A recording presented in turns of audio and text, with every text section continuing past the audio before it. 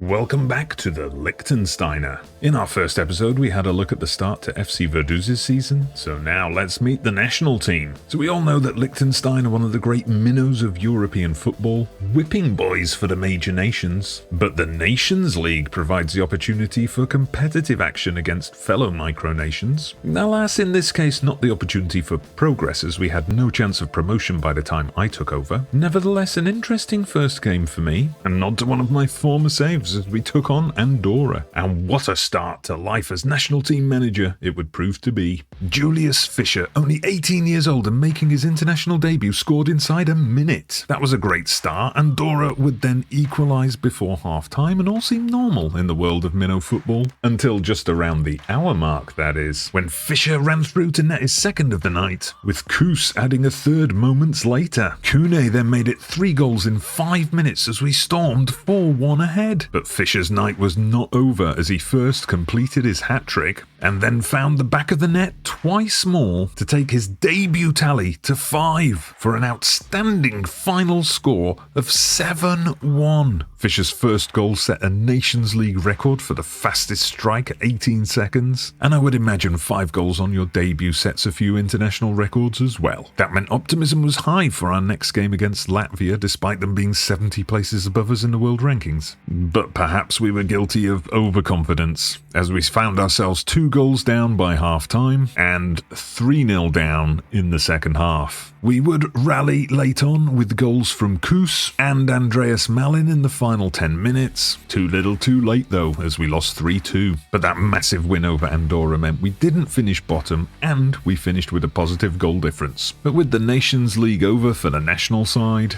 and the Europa Conference League campaign over for FC Vaduz, it was time to turn our attention to the club's domestic objectives. In terms of aims for the season, the board wanted promotion to the Swiss Super League and expected the Liechtensteiner Cup to be not important? Well, it's important to me, damn it. So let's start with our late October trip to Ruggle, one of Liechtenstein's northernmost outposts, and according to Google Maps, a place so remote we would have to travel over the river, through Switzerland, and then back over the river to get there. We had the game sewn up nice and early as we stormed into a 4-goal lead before poor Ruggle even had a sniff of goal. A penalty prevented it from being total humiliation for Ruggle, with us adding a 5th for some icing on the cake. If only life was so easy in the league. Distracted somewhat by our European run, we went through most of August without a win, until we finally got 3 points and 3 goals in a win over Schaffhausen. That set off a mini run as we won all 3 of our games in September. An early October defeat to Lausanne thankfully proved to be just a blip, as we then remained unbeaten all the way up to the winter break. As teams in the Challenge League play each other 4 times a season,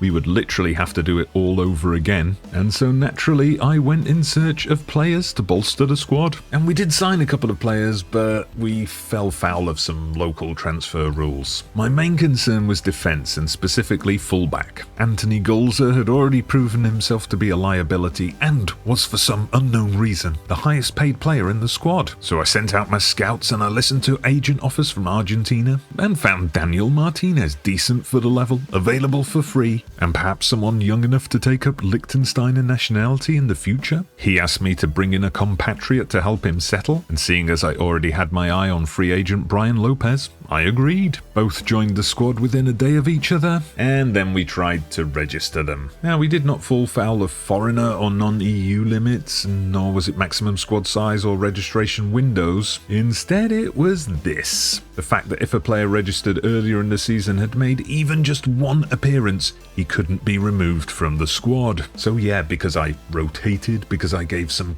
youngsters sub-appearances, I couldn't free up 2 spaces for the new signings to join the squad. Great.